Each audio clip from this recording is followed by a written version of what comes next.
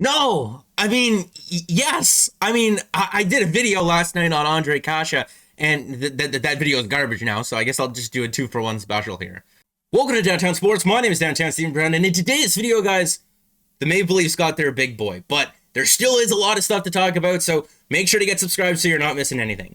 From Orangeville, Ontario, 6'2", 230 pounds. Oh, I know a lot of people are loving this. And I guess Don is too, right? Because he wanted them to draft Ritchie in 2014 instead of Nylander. Look at that. Got them both. Doesn't even matter. And it's for 2 years at $2.5 million. And the reason why the Maple Leafs were able to get that second year in there is because when the Boston Bruins did not tender him a qualifying offer, yes, they made him an unrestricted free agent this summer.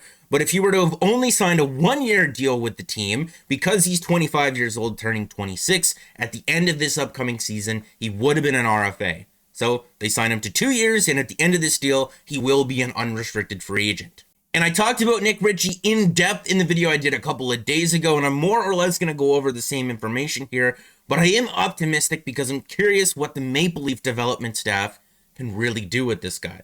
Because it's clear, being a former 10th overall pick and someone that racked up a lot of points in the OHL with the Peterborough Petes, that he has individual talent. And yeah, at this point, he is 25, turning 26. He's basically in the prime of his career, but the Maple Leafs have been known to do wonders with Barb Underhill and a lot of the different players that they bring in. You know, it could just be simple as fixing his skating stride a little bit, propping this player up maybe by playing him with a little bit of better line mates, and you may get even better results than what the Bruins did last year. And if you're looking at his JFresh Hockey player card here over the last 3 seasons, this is a player that can't help you out on the power play. All 6'3" and 230 pounds of him is going to be parked right in front of the net on the power play. It's beautiful, you know, you teach him how to tip pucks and it's like JVR didn't even leave. Nick Ritchie did kind of struggle to kind of cement himself in the NHL his first couple of seasons, but this past year with the Bruins, he was able to be really successful in a limited role. His most common line mates on the Bruins this past season were David Krejci and Craig Smith, and those are 2 pretty good players, but he did also play down in the Boston Bruins' lineup in their bottom 6. With Nick Ritchie on the ice against elite competition last year, the Boston Bruins were outshot and they were outchanced, but they did control the majority of the actual goals.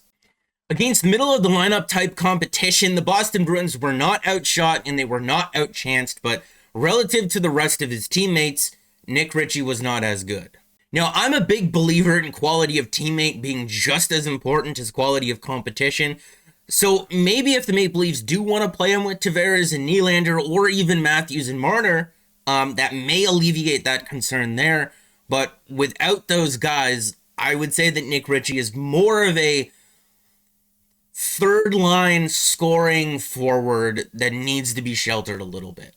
And you're seeing the negative amount of cap space up there in the corner, but this is with a 22-man roster, and now the Maple Leafs are left with some kind of decisions to make here. You know, I've said it in all of these videos for about a week or 2 now, but they've expressed that they weren't necessarily happy with both Ilya Mikheyev and Pierre Engvall, and it looks like they've made a cautious effort with the limited amount of cap space that they had to go out there and upgrade upon those players. First with Michael Bunting, who had 13 points in 21 games with the Coyotes and did play well defensively in their top 6 with the likes of Clayton Keller, Nick Schmaltz, and Connor Garland. Then in picking up a guy like David Kampf, who was tasked with being the Blackhawks' shutdown center last year, a team that's not very good defensively, but relative to the rest of his teammates against top-end competition, David Kampf kicked ass last year. Then in signing a guy like Ondrej Kase, who we will talk about in a minute, and then bringing in a guy like Nick Ritchie. You can call it dumpster diving, you can call it bargain hunting, you can call it trying to find a diamond in a rough. The thing is that good players are good players and value is value. But I would argue whether they had cap space or not at the beginning of this offseason, you don't want them going out there and spending big dollars and dishing out term to depth players like other teams did. You want them to go bargain hunting. You want them to find those diamond in the roughs. You want them to find value. You know, not to throw shade at anyone, but the Canucks had cap space, the Oilers had cap space, and they chose to give it to Tucker Pullman and Cody Ceci. So this isn't tea, this is water, but I'll just go ahead and take a sip. Now, if we're taking a look at Ondrej Kase, who signed a 1-year deal for $1.25 million here, this is a former 20-goal scorer.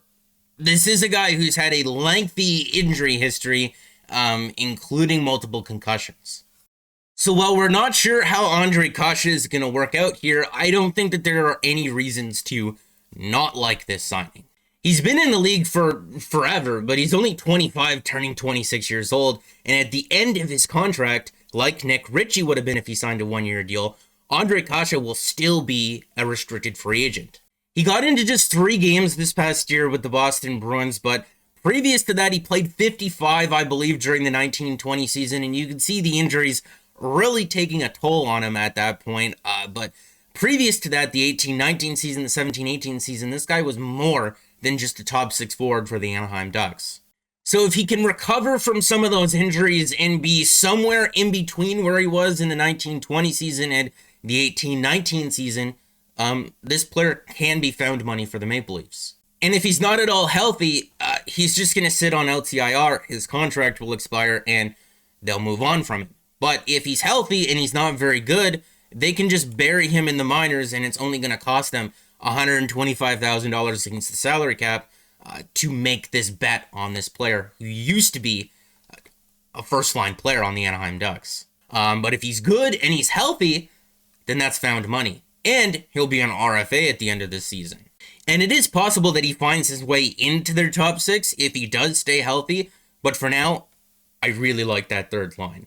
Now, Kyle Dubas did make note at the end of his day 1 of free agency press conference that they wanted to go into the regular season with a little bit of cap space. And I think when he said that, I think he envisioned it being a little bit more than what's up there in the corner in $480,000. Maybe they look to move on from a guy like Ilya Mikheyev, but then again, he does kill penalties, he does forecheck well, he is a useful player, but for $1.645 million, they found better players. So they could look to maybe move him out, because if they do, they'd be able to carry an extra defenseman and still have cap space to remain flexible. And because Liljegren's still on his ELC, on days where he may not play, they can just send him down on a paper transaction and save the cap space. Yes, you do want to maintain depth, but having more cap space, especially in season, isn't something that the Maple Leafs really had since they acquired Jake Muzzin in the 18-19 season at the trade deadline, and Matthews and Marner were still on the last years of their entry-level deals. And last year, they were so tight up against the salary cap that they had to place Jason Spezza on waivers and get his agent to say that he would retire if anyone claimed him in order to give him a day off finally. And then when it came to adding anyone at the trade deadline, they needed to rely upon players remaining on LTIR post-trade deadline for the rest of the regular season to be able to afford any of the additions that they made, really. So yes, you do want to maintain depth, but having cap space in season is very valuable because it allows you to be flexible with your roster. It allows you to accrue or accumulate cap space, and it allows you to be big players at the trade deadline. Which, if you're looking at this team right now, yeah, they added some more size to it, but if I'm being honest with you, I would like to acquire another forward come the deadline to kind of just push everyone down a little bit. And if the Leafs maybe did decide to move on from Mikheyev and opt to have this kind of a team to start the regular season, they could have room to acquire that forward and maybe even another defenseman if they need to. Remember, you can do a lot at the trade deadline with players' cap hits being prorated and getting 50% salary retained, getting double salary retention, and having cap space accrue and accumulate throughout the year. You don't need very much to do a lot. So I am a huge fan of the low-risk, low-cost, high-reward signing in Ondrej Kase, and I am a big fan in getting our big boy, Nick Ritchie, to play on this team. But as always, let me know what you guys think down in the comment section, and make sure to like the video if you did like it, and subscribe for more because more is always on the way. And guys, remember, whether or not the Leafs do very much the rest of the offseason, I'm going to be here to talk about whether they do stuff or whether they don't do stuff, because there still is a lot to go over before the regular season starts.